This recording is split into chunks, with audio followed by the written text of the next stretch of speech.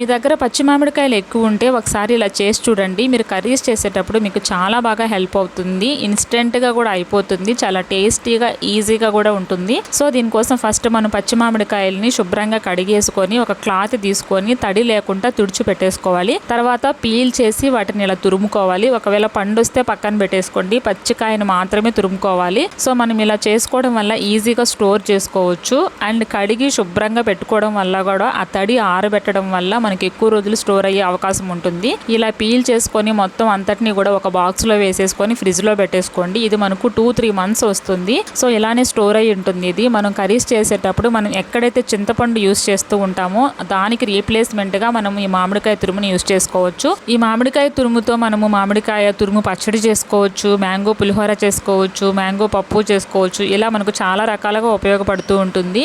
ఎక్కడ పులుపు అవసరం అవుతుందో మనం ఆ ప్లేస్ లో ఈ మామిడికాయ తురుముని యూస్ చేసుకోవచ్చు.